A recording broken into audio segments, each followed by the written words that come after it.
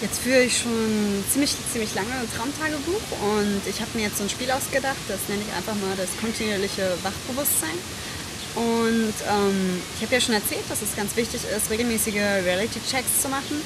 Und ich habe bei mir immer gemerkt, dass wenn ich dieses vorausschauende Gedächtnistraining gemacht habe, dass ich dann manchmal morgens schnell ein paar Reality-Checks gemacht habe, um die Aufgabe zu lösen und dann irgendwie abends, wenn ich es morgens vergessen habe.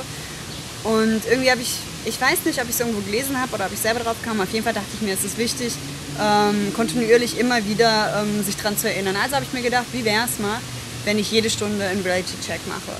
Und das habe ich dann das kontinuierliche Wachbewusstseinsspiel genannt jetzt einfach mal. Und habe dann versucht, jeden Tag, jede Stunde meinen Six-Point Reality-Check zu machen. Den hatte ich ja schon mal in einem Video erzählt. Also Punkt 1 wäre, ich habe ihn aber jetzt ein bisschen umgeändert. Punkt 1 hatte ich jetzt immer geguckt, ob sich Schrift verändert. Punkt 2 habe ich dann meine Sinneskanäle abgecheckt, ob ich richtig sehe, höre, fühle, schmecke, rieche. Nummer 3 hatte ich dann, bin ich dann die letzten Stunden durchgegangen. Das heißt, wenn es 2 Uhr war und ich dieses Spiel gespielt habe, habe ich dann geguckt, okay, was habe ich um 1 gemacht, was habe ich um 12 gemacht, was habe ich um 11, was habe ich um 10, was um 9, was um 8. Und dann habe ich noch überlegt, was war der Traum von letzter Nacht, um eine Verbindung zwischen dem Wachbewusstsein und dem Traumbewusstsein, um nicht eine Kontinuität zwischen der Traumwelt und der Wachwelt zu bekommen.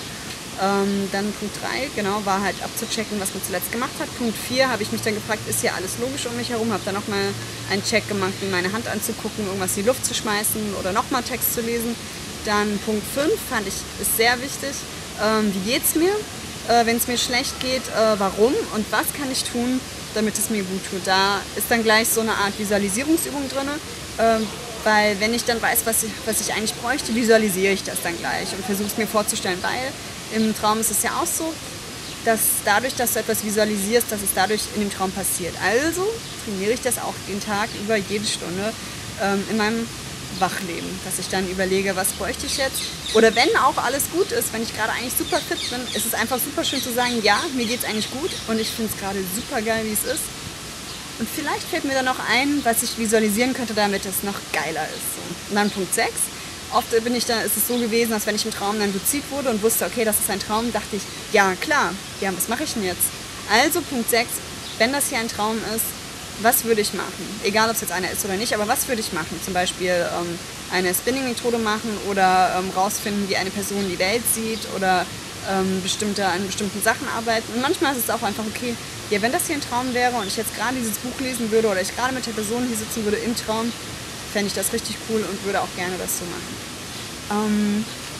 Ich habe es dann auch so gemacht, um das halt zu protokollieren, beziehungsweise ich fand es immer sehr interessant, wenn ich das Traumspiel mit Leuten gespielt habe, ist es immer gut zu wissen, was ist eigentlich an dem Tag passiert vorher, bevor ich den Traum geträumt habe. Also habe ich dann auch, um das nochmal zu checken, ob ich das kontinuierliche Wachbewusstseinsspiel richtig gemacht habe, habe ich es dann so gemacht, dass ich dann im Traum in meinem Traumtagebuch nicht nur auf der einen Seite meinen Traum aufgeschrieben habe, also hier habe ich den gerade so reingeklebt, sondern ich habe dann an dem Tag danach das dann aufgeschrieben, also hier Datum und dann habe ich nur 8, 9, 10, 11, 12, 13, 14, 15, dann habe ich immer einen Satz geschrieben zu der Stunde, was ich da gemacht habe und dann noch ein paar Ziele unten drunter, was würde ich machen, wenn das hier ein Traum war.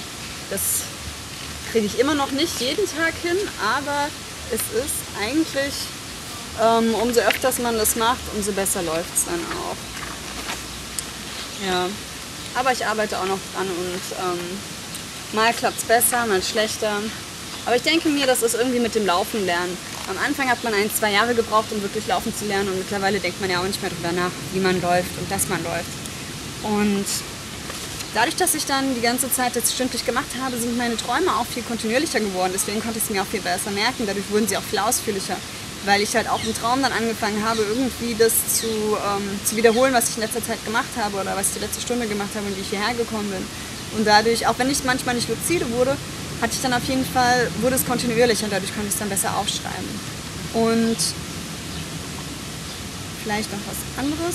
Ja, ich fand auch, dass ich dadurch auch viel mehr ins Hier und Jetzt gekommen bin, dadurch, dass ich das jede Stunde gemacht habe, weil ich mich halt jede Stunde irgendwie so angeschaltet habe oder mich selber so aufgedreht oder aufgewacht habe. Und dadurch war ich dann einfach viel mehr im Hier und Jetzt und viel zielorientierter, nicht nur im Traum, sondern auch im Wachbewusstsein. Ich finde, das hängt auch sehr stark zusammen. Und ich fand, das hat irgendwie sowas Schulpausenmäßig. Ich finde es immer ein bisschen schwer. Ich merke immer, dass ich die stündlichen Reality-Checks nicht mache, wenn ich mich mit Leuten treffe oder wenn ich irgendwo gestresst unterwegs bin. Und gerade da ist es eigentlich wichtig zu sagen, ey, ich brauche mal 2-3 Minuten einfach mal, um meinen Reality-Check zu machen. Und außerdem ist es auch immer eine Möglichkeit, mit Leuten darüber zu reden, was luzide Träume sind oder ob sie sich an ihre Träume erinnern. Aber ich muss zugeben, ich bin auch noch nicht so weit, dass ich da mit jedem drüber rede und auch jeden darauf anspreche. Ja, was gibt es sonst noch zu erzählen? Stündliche Visualisierungsübungen. Ja, ich glaube, das war's. Tagebuch und Traumtagebuch. Ja, genau. Das wollte ich einfach mal erzählen. Da bin ich momentan dran am Arbeiten.